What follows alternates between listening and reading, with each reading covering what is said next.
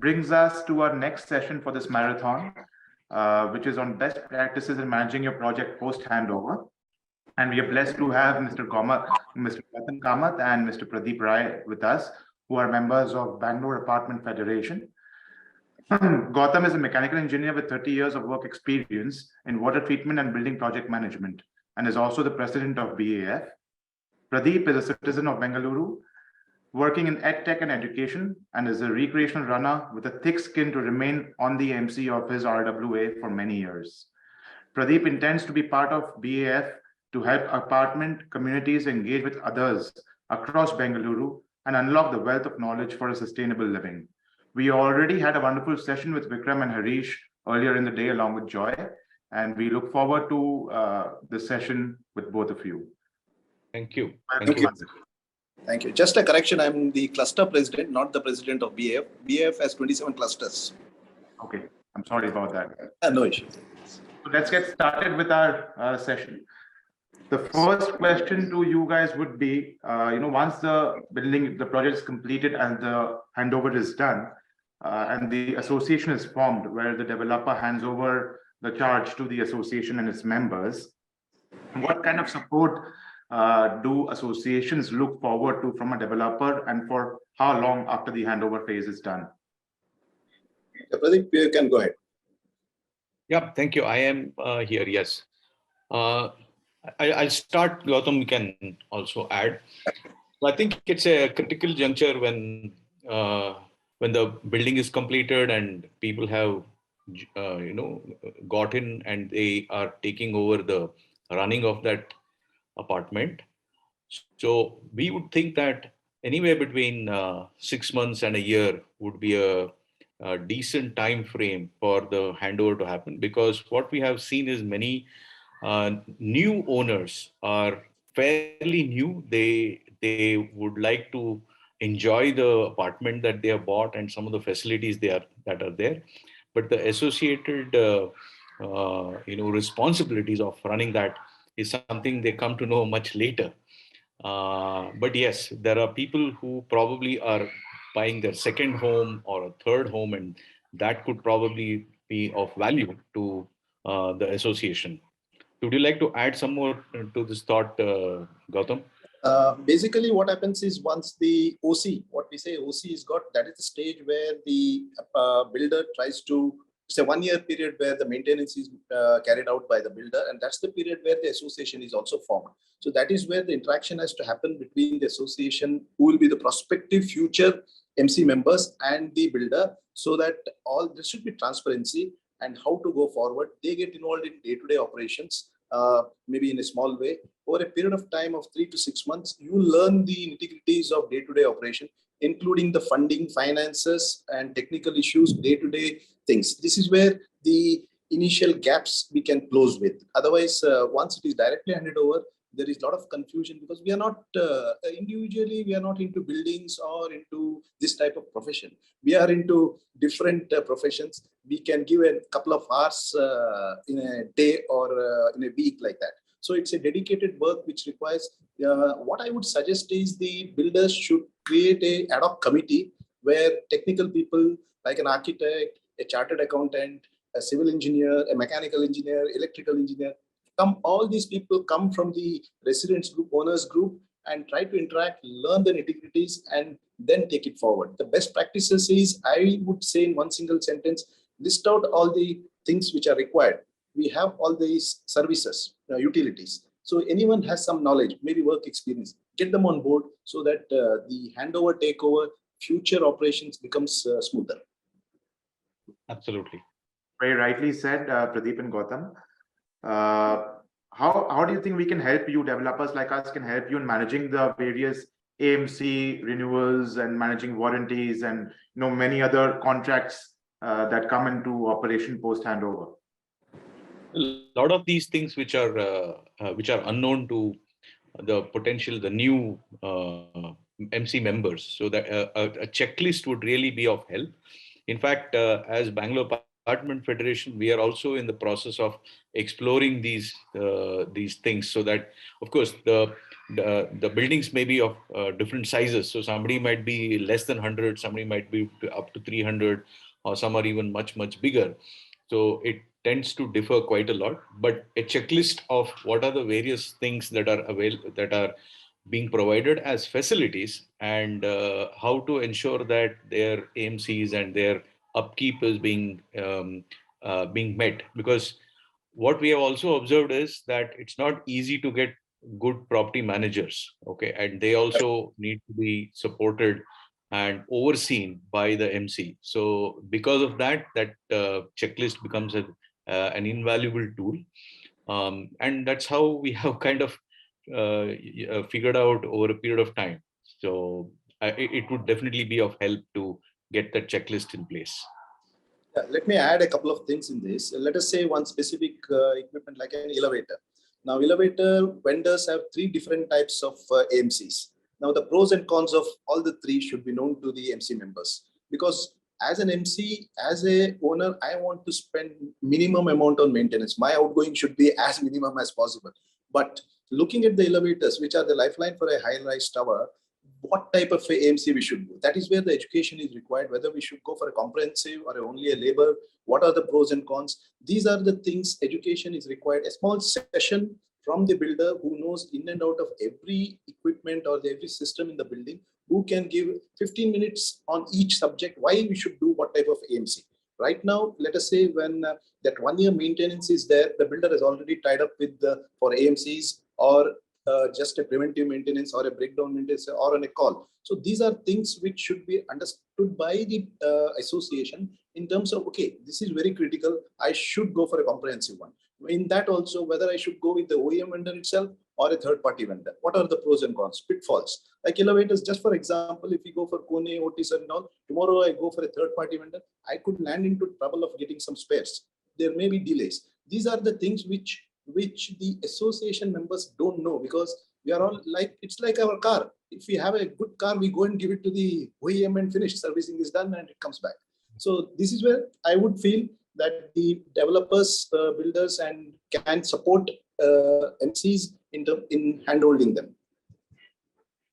Very rightly said. I think it's a great initiative taken by Bangalore. I don't think many other cities in India have a similar association like this, because as developers, even though popularly it's believed that as developers, we're just interested in acquiring land, developing projects, selling it, getting our money and going out. That is not our end objective. Our end objective is that you consumers are truly satisfied with the product that we deliver for the next 10, 20, 30, 40, 50 years, and not just for 1 or 2 years. The first year after handover doesn't remain a challenge as much, because the developer is closely associated. He has some inventory in the project as well. But the main challenge starts maybe after a year or 2 after the handovers take place. So I truly take your point regarding the checklists. You said there is a problem with regard to the selection of a property manager or an FM agency. I would just like to get your thoughts.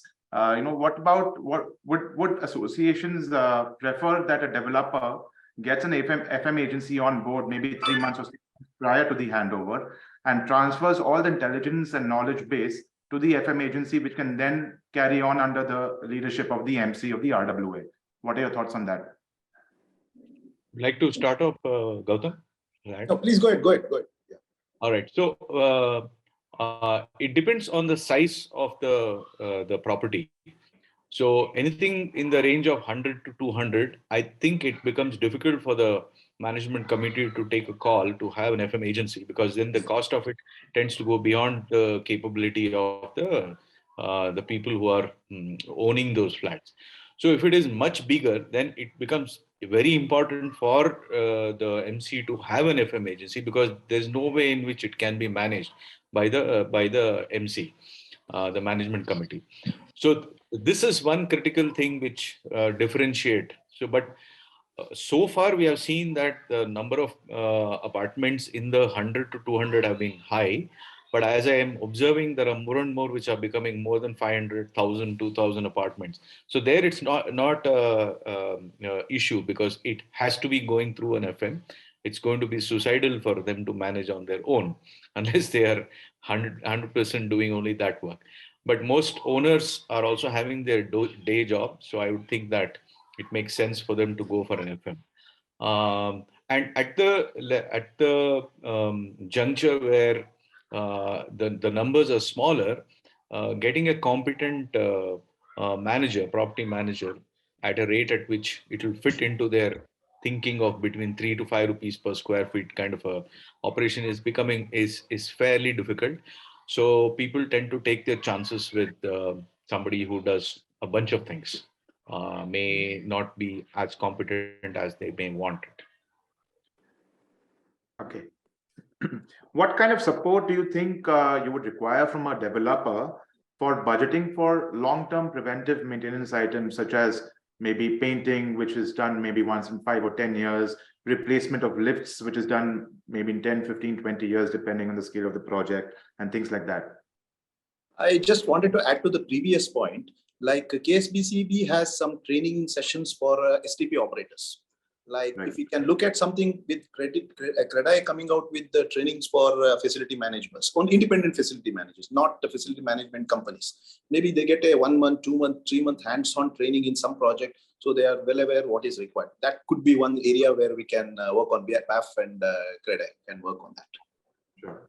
Yeah, next part is I'll come to that, because see, let us see, any building maybe requires a painting, which is a major budget, major amount in 8 to 10 years after the handover or the first paint. Now this cost, we are not aware what is the cost involved in this. So what we as end user, as a facility, the MC should look at is, when the builder hands over, we know the area, the external area, which all the information is available with the builder, and that cost, that day's cost. Over that, you can work out a inflation, interest rate, all those things, and say, okay, 10 years down the line, you require X amount for doing the external painting. And how do you collect it? Either the builder has already collected corpus and handed over, whether the interest will build up to that, maybe 60%, 70%, 80% of the cost, or maybe 100%. So that is where one initial working has to happen. And the life of the equipments, like what we would like to look at is, what are the frequencies of failures? A pump, how much year it may run, or it may require certain type of maintenance over a period of time. So these things, when are put an indicative indication, like a lift may require a replacement down 15 years or 20 years time. Mechanical equipment lasts for 15 to 20 years. That is the lifeline which is considered. But may they go up for 50 years also? So basically a budget is done for that. At the end of the 20th year, I have to, maybe if it's a big project, I have to replace all the 50 elevators. So what is the cost? How do you build up the cost? Because why this should happen is the corpus should be collected in continuously. Is as a user, I may be selling the house and going, and second person buys it. The whole burden comes on him. I have used the facility. I have used the facility for 10 years and I have not paid a single paisa for corpus. But the next person who buys, he has to pay the 100% for staying there. This is where the building up the corpus, interest of it. And what I find is, how do you utilize the interest? Whether you want to build it as another set of corpus or use it in between. These are things, small things, which the financial things can be explained to the MC, and MC can have a white paper on that. So the future, every time when there is a change of MC, they have a document. Okay, I have to do this, follow this. Because handover between two MCs is also another aspect where people just simply put a 2-page letter, sign it off, and walk off. Yeah. Yeah. Pradeep, I would would you like to add one line to what Gautam has said, that this is something which, along with as-built drawings and Yes. the entire that needs to be provided by the builder, should be created and kept. Probably now with digital capabilities also, we can have both the physical drawings, physical documents, as well as the digital. And it will help, because one big issue with MCs is that there is a 1 or 2 year periods when they are operational. And when the next group comes in, it's possible that there is some knowledge which gets lost in between. So you imagine, in a period of say 10 or 15 years, a considerable amount of input could have been lost. Okay, so and as far as the interest of that committee is in place, then they will dig and find.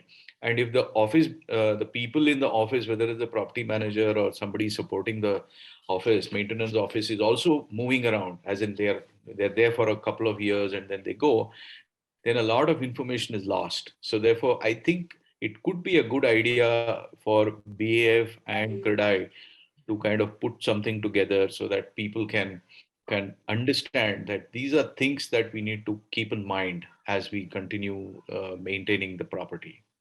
Just line where I want to put is, as Pradeep said, there is a huge difference between the sanction drawings and as-built drawings. So the transfer of as-built drawings is not happening in all projects. Some of the category 1 builders have as-built drawings, which should be mandatory. Architect is there. When a builder is certifying the architect for completion of work, you should insist upon them to give as-built drawings also. Once as-built drawings are there, stamped by your MEP consultants and the architects, then that becomes a Bible to the association, not the sanction drawings. Yeah, it's a good point. As-built drawings is very critical for maintenance of the long-term health of the building, because 15 years down the road, you don't know the pipes are running, how the services are running, from where to. Well noted. Which brings me to my last question for this session. There's a lot of monitoring and renewal of statutory clearances and licenses which need to happen from time to time, whether it be with regard to the fire department, the environment department, and Form C in lift department, and so on. How would you monitor that, and how would you like us to handhold you for that? Yeah, see, we have today 4 licenses to be taken. One is the lift operation license, the STP, the fire, and the CAIG.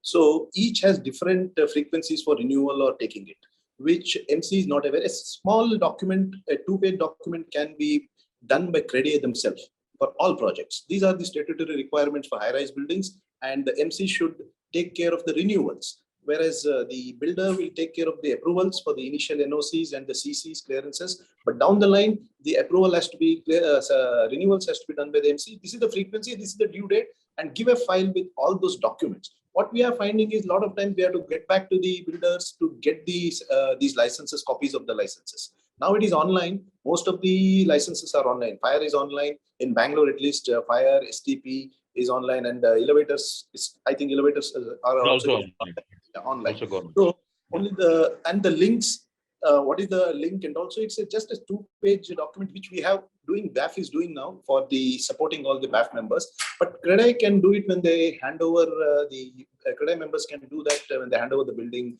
to the association. These are the requirements. You have to do it. You cannot skip it, because what are the implications? Just for example, if you don't get the your fire license approved or renewed, your electricity can be cut. Yes. These are things which are not known to the people. People think, okay, license is not there, what will happen? So these are small things which a white paper can be done and handed over. Maybe a 2 or 3-page guideline document can be framed. Correct. Yes. Board, and maybe state specific, because different states may. Exactly. Yeah. Any other thoughts? Yeah. I don't know. I'm just thinking aloud here. If there is a way in which CREDAI and BAF could put together some app or something, which will help people to, put in their data onto that, and it keeps giving them reminders on a regular basis based on the inputs they have already put it in, then that might be even more, current. Today seems to be the age of apps for almost anything and everything. Even the facility management agencies which are coming in, they should be aware of it. When they take over the facility management of the apartment, they should ask all these documents. This is where the checklist which is available for anyone to everyone in a public domain. Okay, this is what is required for statutory things is available. Then that will help all the headache to the. Because in BAF I am seeing that a lot of members have not renewed their fire licenses. STP license have lapsed, and then they think how to do it. What is the penalty? What is the process? These are small things which we are missing, and BAF is supporting their members in this. Yeah, right. I think it'll be great if we can take some initiative and get this guidelines going, so that everyone's made a bit of it, and then we can digitize it with each society, so that no dates are missed, and nothing unpleasant comes across for any one of us. Yep. Thank you so much, Pradeep and Gautam, for joining in. Thank you. It was a pleasure. We'll meet again sometime, sure. Thanks, CREDAI for that. Yes, bye.